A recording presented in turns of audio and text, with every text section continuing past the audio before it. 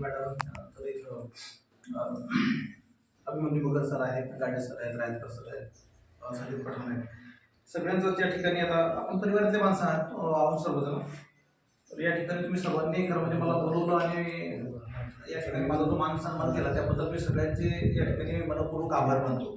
तर म्हणजे आपल्या माणसाचे आभार मानायचे नसतात, परंतु तरी एका ऋणाची जाणीव आपल्याला आहे, याची जाणीव करून देणं सुद्धा फार गरजेचं असतं. अनेक वेळा काय होतं की आपण काहीतरी करत जातो आणि जवळचे माणसं सुटत जातात. जवळचे माणसं सुटत असताना जर तुम्ही सर्वोच्च ठिकाणी जाऊन पोहोचले तर त्या ठिकाणी जे एकाकी पण येतं ते एकाकी पण अतिशय भयानक असतं. ते एकाकी पण जर टाळायचं असेल तर आकाशात किती वर गेलं तरी आपली मातीशी नाळ कायम असली पाहिजे असं मला पहिल्यापासून वाटतं. अनेक लोक आम्ही पहिल्यापासून पाहिले साहित्य चळवळीमध्ये की एकदा ते समोर गेल्यानंतर त्यांना मागं पाहायला वेळ नसतो. कारण म्हणजे आज या ठिकाणी सांगितलं की 10 वाजता आपल्याला कार्यक्रम चालू करायचा आपण, तरी मला एक अर्धा तास उशीर झाला. त्यामागचं कारण असं होतं की एक कार्यक्रम होता आणखी एका ठिकाणी त्या ठिकाणी बोलवलेलं होतं, त्या ठिकाणी मुलीला पाठवायचं होतं, म्हणजे असं ते बरंच माझं सगळं नियोजन चालू होतं. त्यात मला एक अर्धा तास उशीर झाला. त्याची मला खरंच खंत वाटते की मी वेळेच्या बाबतीत जास्तीत जास्त काटेकोर राहण्याचा प्रयत्न करतो, पण कधी कधी होऊन जातं, ते तुम्ही समजू शकता. तर या ठिकाणी राजप्रसादने सगळीच पार्श्वभूमी सांगितली साहित्य जगतची. सुरुवातीच्या काळामध्ये ज्यावेळेस मला असं आठवतं की आम्ही भोगणीलाच एक पहिला कार्यक्रम घेतला होता.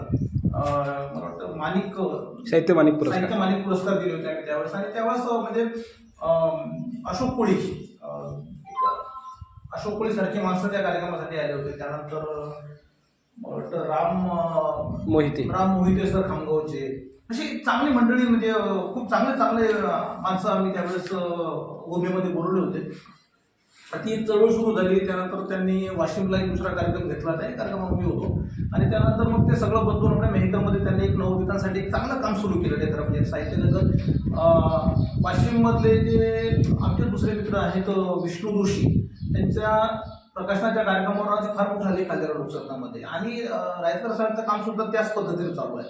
लोकसत्तामध्ये आपण त्याचं एक नक्की साहित्य जगाचं जे काम चालू आहे, जे प्रकाशनाचं काम चालू आहे, त्याच्या संदर्भात आपण त्याच्याशी चर्चा करू. त्यांचे लोक त्यांच्याशी बोलतील आणि त्यांची बाजू लोकसत्तामध्ये मांडतील, याची आपण थोडासा प्रयत्न करूया.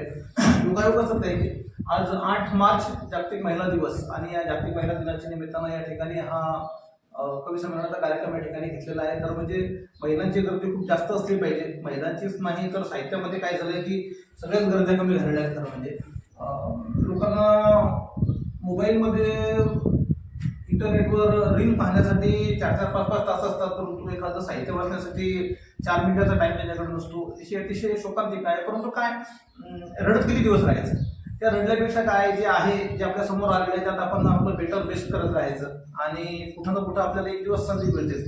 सरांचा आणि माझं मागच्या वर्षी बोलणं झालं होतं. सरांनी मला फोन केला होता, अतिशय पॉझिटिव्ह फोन केला होता की सर तुमची कविता अद्यापर्यंत विद्यापीठात का आली नाही. विद्यापीठाचे जे गणित असतात ते आपल्या आकलनाच्या पलीकडचे आहे. त्या ठिकाणी काय चालतं हे आपल्याला माहिती नाही. परंतु या ठिकाणी मराठी भाषा समितीचे अशोक इंगळे सर आहेत, त्यांनी एक दिवस मला फोन केला, मला पत्ता मागितला.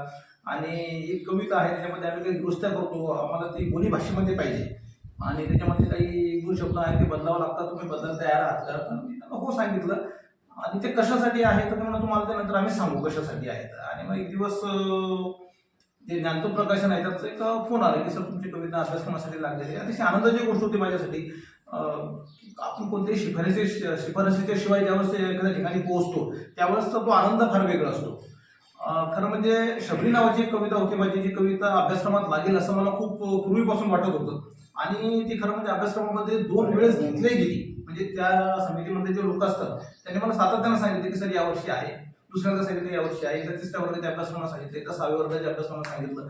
परंतु ती काय कारण घडतात ते आपल्याला माहिती नाही, परंतु ते त्या ठिकाणी झालं नाही.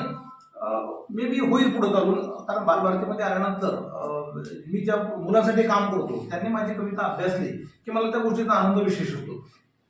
तो एक भाग झाला. त्यानंतर नागपूर विद्यापीठामध्ये आमचे एक मित्र आहेत, त्यांनी मला एक फोन करून सांगितलं की तुम्ही नागपूर विद्यापीठाकडे तुमचं साहित्य लावण्याचा विचार चालू आहे. ह्या गोष्टी होतील तेव्हा होतील. मागच्या वर्षी ज्यावेळेस मी अखिल भारतीय संमेलनामध्ये दिल्ली या ठिकाणी गेलो, तोही माझ्यासाठी एक योग होता की म्हणजे अकोला, बुलढाणा आणि वाशिम या 3 जिल्ह्यातून मी एकटा त्या ठिकाणी गेलो होतो. तोही कसा गेलो ते मला माहिती नाही, परंतु साहित्यामध्ये मी फक्त शब्दांच्या समोरच चुकलो, बाकी मी कधीही कोणाच्या समोर चुकलो नाही. मी माझी जो स्वाभिमानाचा कणा आहे तो कायमस्वरूपी कायम ठेवला. आणि त्यामुळं काय झालं की अनेक लोक जोडले गेले, अनेक लोक तुटले. जे तुटले मी त्यांची पर्वा केली नाही, जे लोक जोडले त्यांचा मी विचार केला. आणि जे लोक सरांनी सांगितलं की साहित्यिक वगैरे काहीच नसतं खरं. म्हणजे माणूस हा माणूस म्हणून मोठा असला पाहिजे, माणूस म्हणून चांगला असला पाहिजे. जर समजा तुम्ही तुमच्या मित्रासाठी, तुमच्या परिवारासाठी, तुमच्या कुटुंबासाठी जर वेळ काढू शकत नसाल, तुम्हाला जर समजा तुमच्या घरी एखाद्याचं म्हणजे